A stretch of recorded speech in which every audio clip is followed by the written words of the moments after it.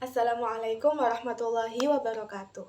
Kami dari kelompok 8 kelas Biologi Dasar 07 akan mempresentasikan hasil diskusi kami mengenai resensi film dokumenter dan keterkaitannya terhadap 6 prinsip dasar biologi pada film dokumenter berjudul Surviving Deserts. Sebelum itu, izinkan kelompok kami memperkenalkan diri terlebih dahulu.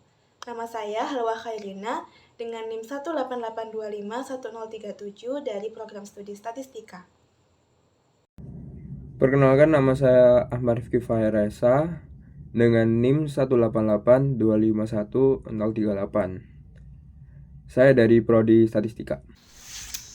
Halo semuanya, perkenalkan saya Amanda Rin Musafa dengan NIM 188251039 dari Prodi Statistika.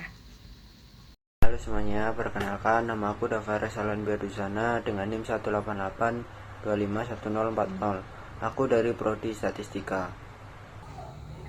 Perkenalkan, nama saya Tias Nikalunas Mahiza dengan NIM 188251041 dari Prodi Statistika. Perkenalkan, nama saya Rivia Tunasafa dengan NIM 188251042 dari Prodi Statistika. Perkenalkan, nama saya Khalifah Fadilah dengan NIM 187251039 dari Prodi Sistem Informasi.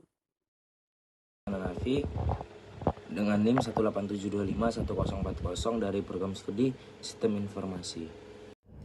Halo semuanya, perkenalkan nama saya Runayanti Permatasari dengan NIM 187251042 dari Prodi Sistem Informasi. Jadi film yang kami resensi ini berjudul Surviving Deserts dengan sutradara Matthew Reich dan penulis Ed Fields yang dirilis pada tanggal 15 April 2024 dengan durasi 47 menit 22 detik. Distributor dari film tersebut yaitu National Geographic, dan berikut ini tautan dari film yang kami resensi. Selanjutnya, saya akan menjelaskan mengenai sinopsis dari film ini. Film dimulai dengan kisah jutaan kelelawar yang harus keluar dari gua di siang hari karena kekurangan makanan, lalu menghadapi serangan elang di bawah terik matahari. Berlanjut pada perjuangan Nubian Ibex yang menuruni tebing curam untuk mencari air, sembari menghindari serigala Arab yang mengintai. Kemudian, kamera berpindah ke Gurun Namib, tempat seekor hiena coklat membesarkan anak-anaknya di kota tambang yang telah menjadi kota hantu, mencari makan di antara koloni anjing Cape Fur di tepi laut. Bagian tengah film menyoroti Mirkat Kalahari yang belajar berburu dan menghadapi kobra berbahaya, diikuti oleh semut dan laba-laba gurun yang menantang panas hingga 70 derajat Celcius di bawah matahari. Di Australia, kisah kanguru merah menunjukkan akibat dari kekeringan ekstrim, ketika ribuan hewan mati karena kehabisan air dan makanan. Menjelang akhir, film menampilkan elang haris yang berburu berkelompok di gurun kaktus Sonora, badai debu raksasa di Amerika Serikat, dan rubah fennec yang menjalani kehidupan malam di padang pasir Afrika Utara. Semua kisah berpadu dalam satu pesan, bahwa di bawah kekuasaan matahari, kehidupan bertahan hanya dengan kecerdikan, ketahanan, dan waktu yang tepat. Lalu apa saja sih keterkaitannya dengan prinsip dasar biologi?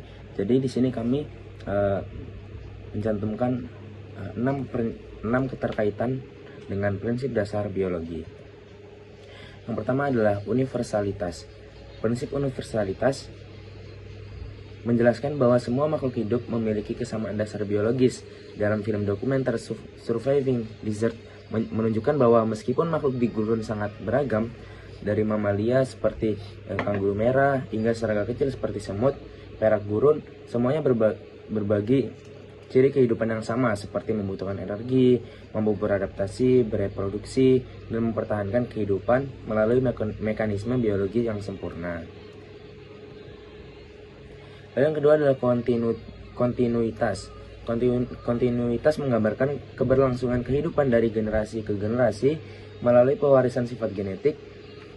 Dalam dokumenter Surviving Deserts, kita melihat bagaimana hewan-hewan seperti ibex muda belajar memanjat dari induknya, atau meerkat kecil yang dilatih oleh anggota kelompoknya untuk mencari makanan dan menghindari predator.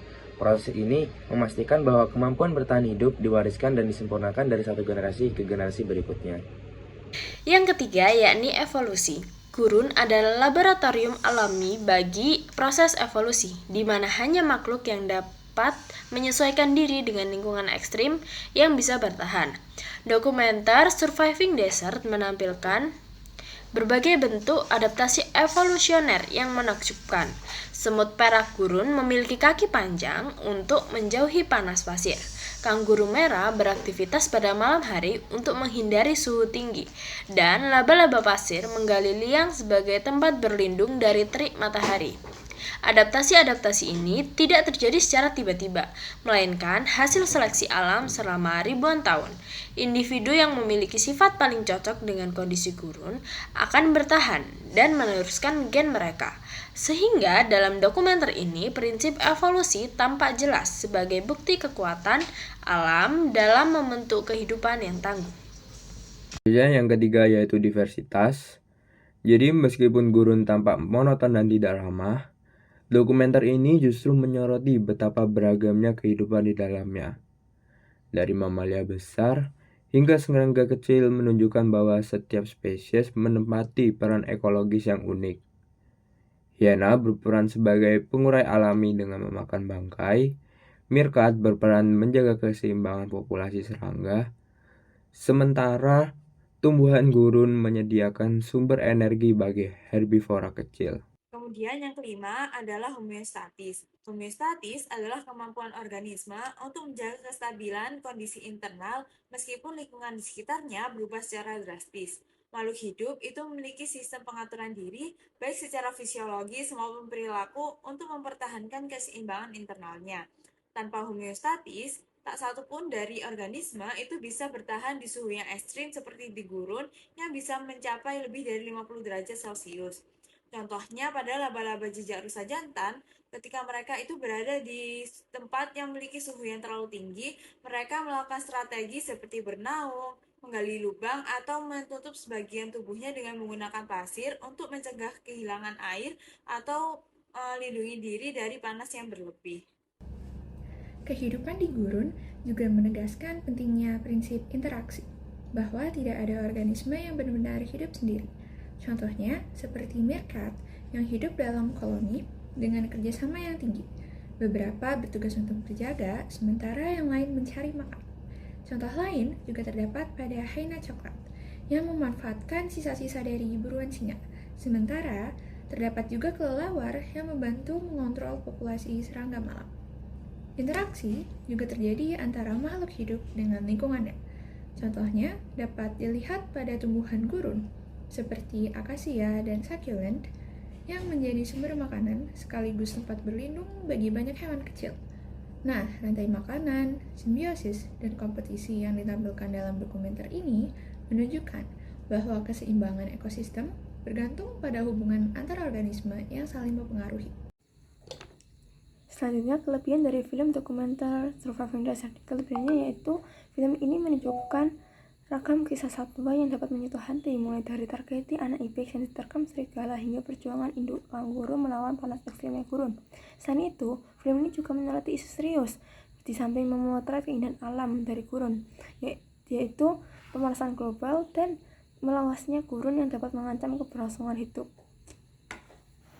Selain kelebihan yang sudah dijelaskan oleh rekan saya, adapun kekurangan dari film dokumenter ini, yaitu terletak pada gaya narasi yang dibawakan di film dokumenter ini. Seluruh film mempertahankan gaya narasi yang relatif datar tanpa adanya variasi emosi maupun perubahan tempo yang berarti. Gaya penyampaian seperti ini memang dapat menciptakan kesan yang serius dan mendalam. Namun di sisi lain justru membuat alur terasa monoton. Narasi yang terlalu konstan dari awal hingga akhir menyebabkan penonton sulit merasakan dinamika emosi dari setiap adegannya. Akibatnya, film ini terkesan berat dan terlalu serius bagi penonton umum yang mungkin mengharapkan suasana yang lebih hidup dan variatif. Selain itu, tempo penceritaan yang lambat di beberapa bagian semakin memperkuat kesan monoton tersebut. Beberapa adegan bahkan terasa berlarut-larut tanpa perkembangan berarti, sehingga menurunkan intensitas perhatian penonton. Segitu saja kekurangan dari film dokumenter ini. Untuk saran saya alihkan ke rekan saya. Bagian terakhir adalah bagian saran. Film ini sangat layak ditonton oleh pecinta alam, pelajar, dan siapapun yang peduli dengan isu lingkungan. Karena film ini dikemas dengan visual yang sangat menarik dan secara nyata. Namun, agar lebih menarik bagi audiens muda, penyajian bisa diperkaya dengan infografik, wawancara ilmuwan, atau penjelasan singkat tentang perubahan iklim secara visual. Demikian hasil diskusi resensi film dari kelompok 8 kelas biologi dasar 07. Terima kasih telah menonton. Wassalamualaikum warahmatullahi wabarakatuh.